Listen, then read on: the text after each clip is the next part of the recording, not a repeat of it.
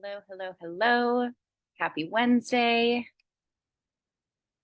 Just doing a little impromptu live because this is a really important conversation that I want to have with you. And so if you are here with me, go ahead and hashtag live. And if you're watching the replay, go ahead and hashtag replay. So the other day, I made a post about valuing intimacy over chemistry. And I realized that maybe not a whole lot of people understand what that means based on the comments that I got. And so, as probably most of you know, I have a extensive history of toxic and abusive relationships. And so the biggest thing that changed my life around understanding chemistry was in those relationships that I had, they were driven by this spark, by this chemistry, right? And typically my relationships started off hot and heavy. I didn't have any boundaries. I was always going after the chase, the heightened emotion, right? And if you guys can resonate with this, just let me know.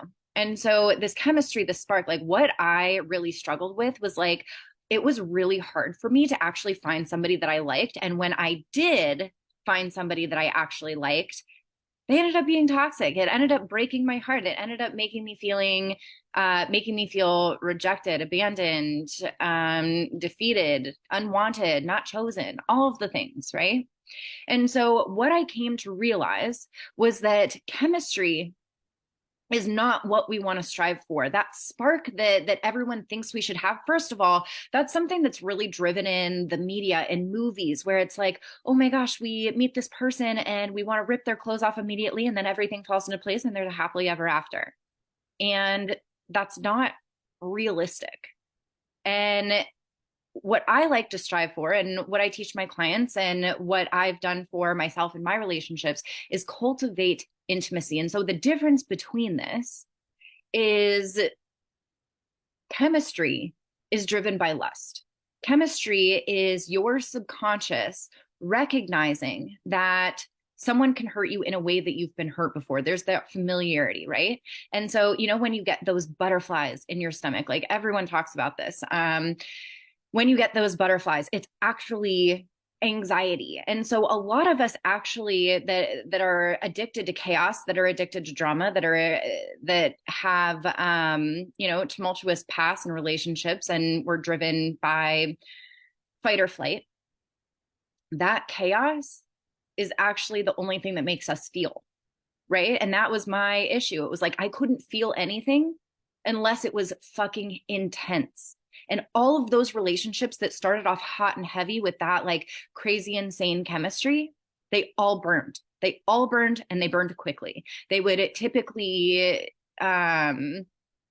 break after like the honeymoon phase is over, right? And so what intimacy is it is a slow burning connection that is built over time. And so in my comments from this post the other day, people were saying like, well, no, I need the spark. And if I don't have the spark, I just can't do it. And I'm not saying don't have attraction. Like you should be attracted somewhat to the person that you're dating and that you have a relationship with. And so what intimacy is it's cultivated through shared experiences, you being vulnerable and opening your heart, trust, acceptance, healthy conflict, difficult conversations, repair, prioritization, and it slowly builds and deepens over time. This is the most fucking fulfilling feeling that I have ever felt in my entire life. Having this slow burning love that keeps getting better and better and better and better over time instead of this hot and heavy, chaotic chemistry in the beginning that feels really good in the moment. And then they start to pull away, they start to pull away, they start to pull away, and then they disappear. Right. And so having this kind of intimacy is difficult for those of us who have had codependency, love addiction, who have had chaotic upbringings, who have chaotic relationships. This is going to feel really fucking boring to you. And it's also not going to feel as exciting because there's not that chaos. And so you're going to write people off as boring.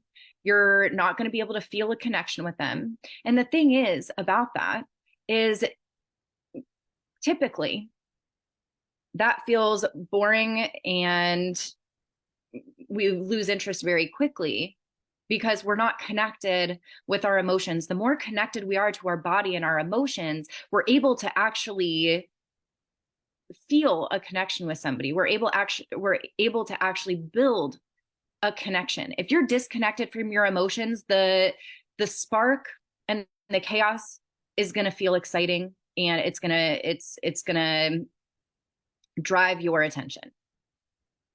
But if you're so disconnected from your feelings, then the healthy person that wants to build a connection with you, it's not going to feel, you're going to feel like something's missing, right? And so I really had to train myself to, first of all, feel my emotions, become emotionally available myself, because all I was doing when I was attracting emotionally unavailable people, when I was attracting narcissistic people, I was so disconnected from myself. I was so disconnected from my emotions, which made me an energetic match for them. They were the safest people for me to attract, because they couldn't truly get close enough to me to actually hurt me. So even though I got hurt anyway, in my subconscious, that was the safest thing for me to experience, was somebody who couldn't actually get close to me. And so I was always chasing for love. I was always trying to earn their love. I was always trying to move the relationship forward, right? And when you have a healthy masculine suitor, they're going to want to come closer to you. And if you're emotionally available, you have a fear of rejection and abandonment, that's going to feel so fucking uncomfortable for you. And so it's not going to be attractive.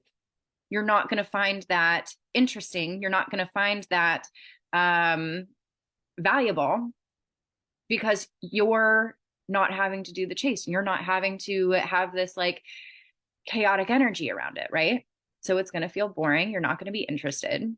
And so, yes, you should absolutely have an attraction with the people that you're dating, but that doesn't mean that you have to have the spark, the butterflies, the hot and steamy chemistry right off the bat. I can tell you 100% from my experience and my clients' experiences that when you're building intimacy with somebody, like when I attracted my relationship with my boyfriend, I remember I matched with him on Bumble, and my first immediate thought wasn't like, oh my gosh, he's so sexy.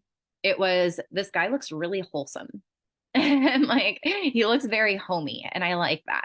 And then on our first date, we cracked up. We had a really great time, but I wasn't like, oh my gosh, I want to rip this guy's clothes off. I can't wait to make out with him. I wasn't like creating all of these scenarios in my head of him being the one. It was very much like I'm learning about this person. I had a good time with this person. I feel like he's, attractive enough for me to want to see him again. But I wasn't, we weren't all over each other. We weren't like hot and heavy. The way that our relationship was built, both of us were wildly intentional about it. And which also, I was very intentional about the way that I was dating. And of course, I was an energetic match for somebody who was doing the exact same thing. And so we started off slow. And now I always want to rip my boyfriend's clothes off, right? Like, I think he is the sexiest man in the world to me. I didn't feel that way in the beginning. Yes, I found him attractive, but I didn't find him to be the sexiest, coolest, most charismatic, charming man. I enjoyed how I felt with him. And my nervous system was regulated. I no longer was addicted to chaos. I no longer was playing out, childhood patterns in my relationships. And I no longer had this fear of abandonment. And so I was able to be available for this. And so when we have this fear of rejection and abandonment and we're addicted to chaos and that spark, we want things to move quickly. We want to get commitment right away. We want to hang out with this person every day. We want to hang out with them multiple times a week in the beginning. When you do that, you're lowering your value to somebody else because you're not following your boundaries. You're abandoning yourself, and you're making decisions based on the oxytocin that's being created, which is, the love hormone that clouds all your judgment. Because when you have like this lack of oxytocin, this lack of the feel-good hormone, right? The love hormone, when you have this toxic guy come in with all his charm, his charisma, and he's coming in hot and heavy and he's love bombing you, that feels so fucking good that you get addicted to that. But if you have a healthy amount of oxytocin and you're creating that in your life regularly, then somebody who comes in and love bombs you is going to feel really gross. And the man who is slow and steady and stable and consistent and wants and is emotionally available, he's going to feel more exciting to you. He's going to be the cherry on top. It's going to feel good to be with this person. And so that's what we have to train ourselves to do, is value intimacy over chemistry. Chemistry is bullshit. It does not get you the long-lasting love that you want to have. That is what intimacy is. And if we want to build intimacy, we've got to be vulnerable. We've got to be connected with our emotions. We've got to get ourselves out of fight or flight and train ourselves out of chaos. We have to be able to communicate effectively, and we have to learn to slow the fuck down and honor our boundaries. We've got to honor our standards, because that is what's going to build a stable foundation. I always say relationships that start off hot and heavy tend to burn quickly. That has been my motto. And my clients that experience this, my clients that have gone through toxic relationships, and you get addicted to the high, you get addicted to the stress, you get addicted to the person. When they have left those relationships and then attracted healthy, in the beginning, it feels like, is this how it's supposed to feel? And it can feel a little bit boring in the beginning. But as you create safety within yourself, as you create oxytocin for yourself, and as you train yourself out of that fight or flight and chaos, it feels safe. It feels cozy. It feels comfortable. And a lot of us are scared to feel those things. We're scared of being vulnerable. We're scared of being chosen, which is why we keep love at arm's length. So no, you don't need the spark. How, like, if you feel like you need the spark, how has that worked out for you? Right? Probably not very well. They probably all ended up being toxic, avoidant, narcissistic in some way. This truly is the path to creating epic love, is this slow burn of creating intimacy. But again, you can only go as deep with somebody as you can go with yourself. So if you are a surface level person in the sense of your emotions, so if you are that person that continues to get into these relationships that break after the honeymoon phase is over, it's because you don't have that depth with yourself. And that doesn't mean that you haven't done self-improvement, that you haven't done self-development and all the things. Because I see a lot of women, and I work with a lot of women, and I was that woman who had all the self-development knowledge and had been doing the stuff for years. But I also kind of use that as a cop-out, and you try to use my knowledge to connect with a man instead of feeling into my emotions. I used self-development as another addiction, as another way of avoiding my emotions. That's probably why, if you've been in self-development for so long and still experiencing toxic relationships, it's because you're not connected with your emotions. You've got all this knowledge, but the emotional connection to yourself isn't there. So therefore, you can't connect with a healthy man on a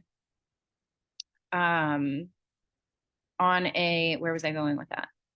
You can't connect with them on an emotional level, right? And so, yes, have attraction.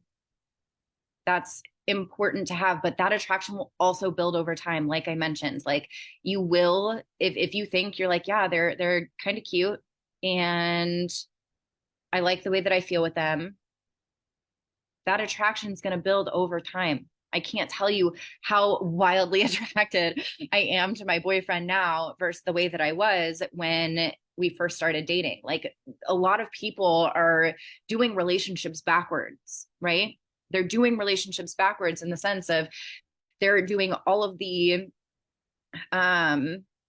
they're hot and heavy in the beginning and then it fizzles out and then they get ghosted or the relationship doesn't work out instead of being slow to burn in the beginning and then you start seeing each other more, then you start having a deeper connection, you start sharing life experiences together, you're starting to hang out more, you're starting to share more, you're starting to do all these things, you're inviting them into your family, into your life, and it just keeps getting better and better and better and juicier. The relationship that I have now and the intimacy that I have now is far hotter, far sexier, far more amazing than any chaotic spark chemistry that I had with toxic men. It just is. And so we've got to be okay with things. My foot is asleep and it's driving me nuts. We've got to be okay with things moving slow in the beginning. And when we have this fear of rejection and abandonment and anxious attachment, we just want to rush everything because we think when we get the commitment, when we get this, when we get that, then I'll feel secure, then I'll be okay, then it'll mean this about me. That cheapens love. It cheapens love and it doesn't work. We've seen that it doesn't work over and over and over again. We've got to stop doing the things that are not working. Try something different out. Try this out. Try something different out. Don't go for the person that you've got the hot, chaotic chemistry with. Again, it is your subconscious recognizing that somebody can hurt you in a way that you've been hurt before. Intimacy is through vulnerability. And so many people are so scared of vulnerability because there's that potential rejection, right? Like I closed off my heart for so long and refused to be vulnerable because I didn't ever want to feel, I never wanted it to be used against me like it had been in my abusive relationships. I didn't want to get my heart broken. I didn't want to let somebody in and see the real me, but I was getting hurt anyway. I was getting my heart broken anyway. And so being vulnerable is not just about like sharing your deepest, darkest secrets on the third date. Being vulnerable is just sharing your emotions pretty much all the time, whether it's happy, sad, nervous. And yeah, being vulnerable does include, sharing, things that are close to your heart. But a lot of people do that like in the very beginning where they're like oversharing their trauma. And it's a way of protection in the sense of like they're sharing for the sense of they feel like they have to over explain. They feel like they're not allowed to have boundaries. They feel like they want to get everything out on the table so that if they're going to be rejected, then it's going to happen early. And I used to be this person. I would overshare my trauma all the time. And that's not real vulnerability. That's like inauthentic vulnerability because it's not about what you do. It's who you are when you do it. Right. So sharing your heart is super fucking scary. And when I was in the process of dating after I ended my last relationship and when I attracted, my boyfriend, I didn't care anymore about getting abandoned or getting rejected because I was like, I already went through the worst thing I could possibly go through. which was my last breakup. And I was like, if I can get through this and I can experience this and I'm okay now, I just I'm going to share and be myself and accept all parts of myself. And I'm going to show that to somebody. And if they love it, perfect. And if they don't, that's okay too. And I know that I'm going to find my perfect person. But my vulnerability, your vulnerability is your superpower as a woman. It is like you have to go first in that area because we really are like the gatekeepers of emotion. And so you've got to go first with your emotions. You've got to feel your emotions. You've got to go deep with yourself. And I don't mean deep in the like self-development way. I mean feeling through your feelings, being with your feelings, accepting the ugliest parts of yourselves and being willing to show that to other people. Because again, like I was this perfectionist that could not show anybody my flaws because I was so scared of being criticized or whatever. And so in turn, I would always attract men who would feel like I wasn't good enough for them. Like they would always feel like they were better than me, like they were superior to me and all the things, right? And so and it was just so inauthentic. The mask that I was putting on, this like perfectionist mask. And then once I took that mask off and I was like, I am messy, I'm crazy, I'm I've got all these things about me and I'm just gonna let it shine through and be okay with it. And my boyfriend now, he accepts everything about me. I'm totally 100% myself with him. And I have never, it was funny. We were actually talking last night. So we have not had a fight yet. We like, and we've been together for almost a year now. We have not had a fight yet. And I was like, it's so interesting. Like we've had a ton of hard conversations. But because of my vulnerability and because of my communication skills and because of the person that he is, because of my intention around who I was calling in, I picked the person that I was the most compatible with. And we're all out here trying to make these incompatible relationships work, trying to fit a square peg in a round hole. My boyfriend and I have such a wonderful relationship because we both have emotional intelligence. We both communicate well. We share our vulnerabilities and we're just compatible because we chose the person that we were the most compatible with, right? I decided when I was calling in this relationship that first of all, I said I was creating the most epic love affair of my life. And where was I going?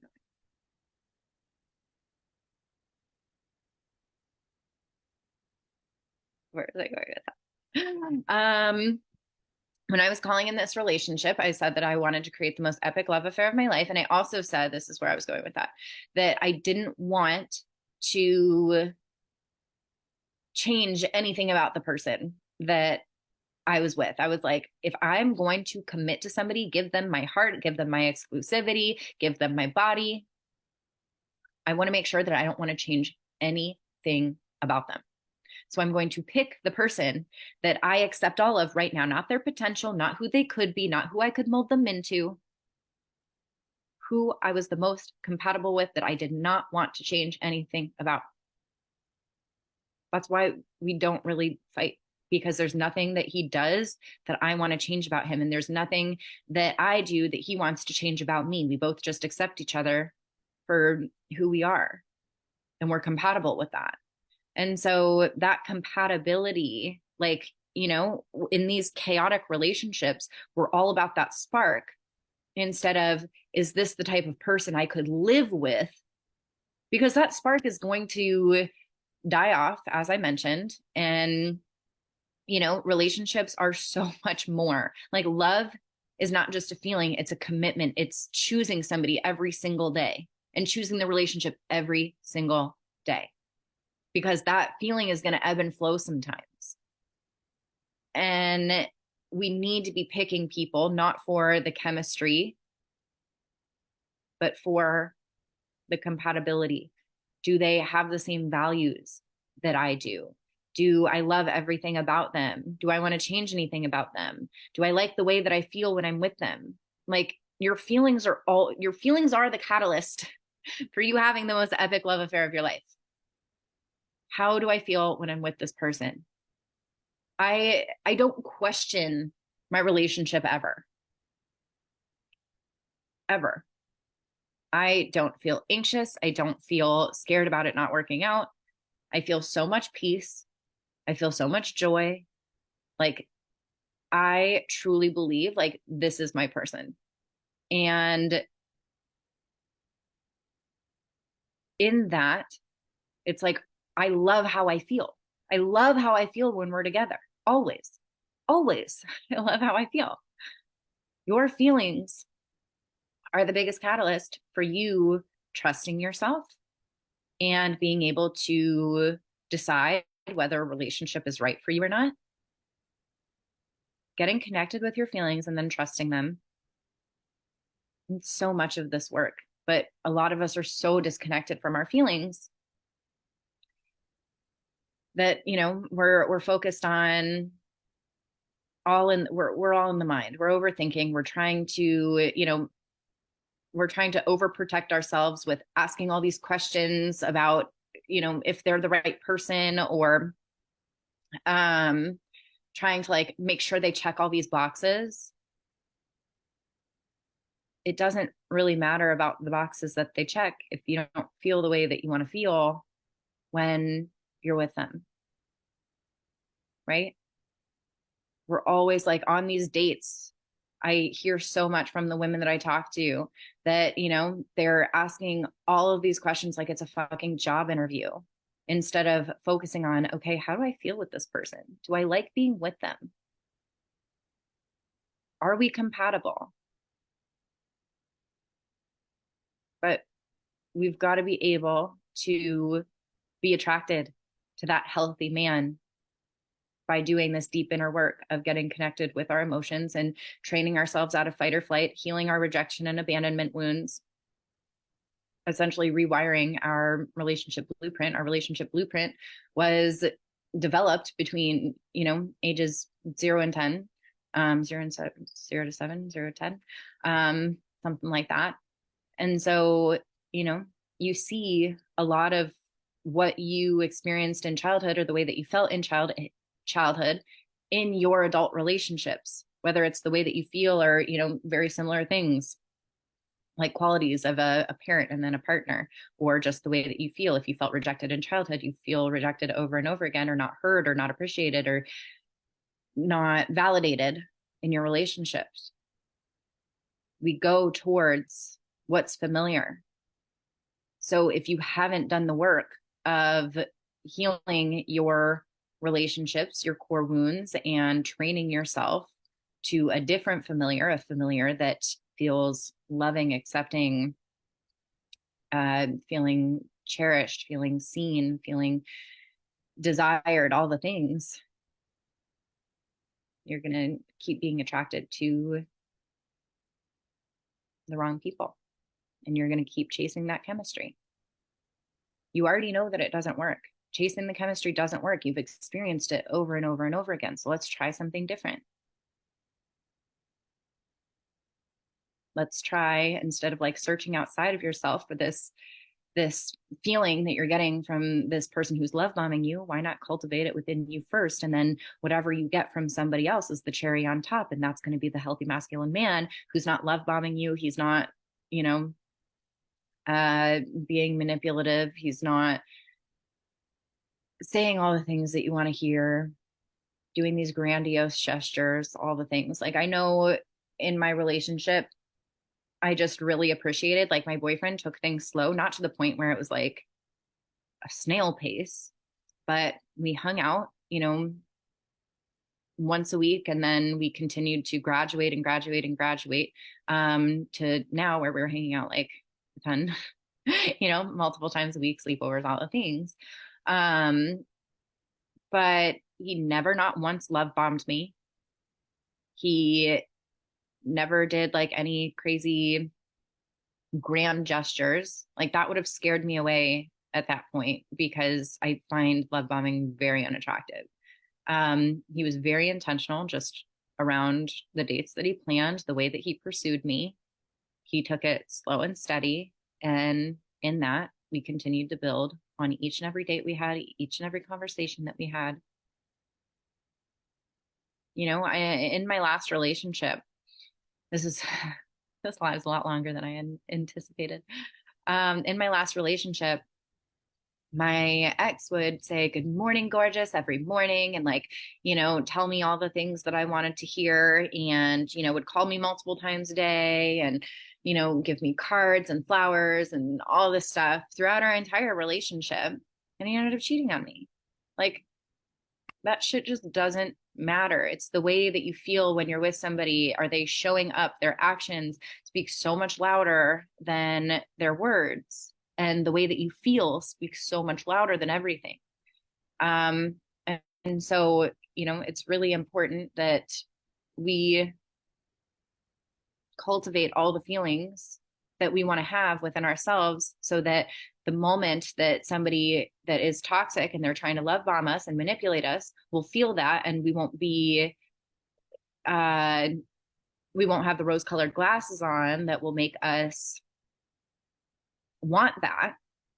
And instead, we'll have it cultivated so much within ourselves that when a healthy masculine man comes along and he's not doing those things, but he's still showing up and he's being consistent, and you feel how you want to feel with him, that it won't feel boring or it won't feel like something's missing because you'll have cultivated those feelings already.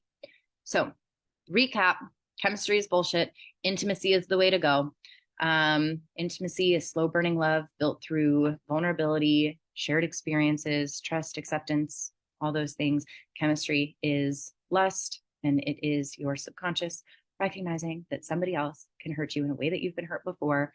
Train yourself for intimacy. And if you need help with this is literally everything that I help my clients with.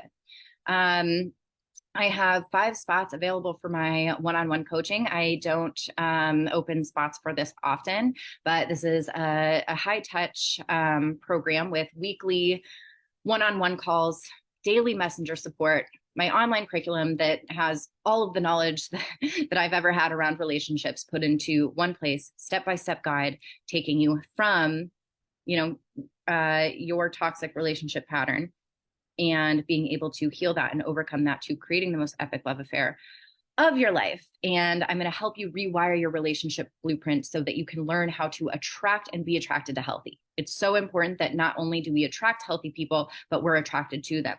You'll learn exactly how to connect with a man's heart that will make him want to pursue you and commit to you. And you'll also learn how to be emotionally available, connected to your emotions, embody your worth, your confidence, your resilience. You will become unfuckwithable. You'll learn how to be vulnerable in a healthy way. You'll learn how to have emotional intelligence and communication and actually enjoy the journey of dating and going on dates and finding your person rather than despising it. So this will all help you become an energetic match for the relationship that you want to have. And I have worked with hundreds of women at this point, helping them on this journey. So if you feel connected to me, you've watched my stuff, you've been following me for a while, maybe you're new to me, but if you feel like you resonate with the things that I say, then DM me, we'll chat, we'll see if it's a good fit for you, and we'll go from there. All right, I hope you have a fantastic day. If this was valuable for you, please let me know in the comments, and I will talk to you soon. All right, bye everyone.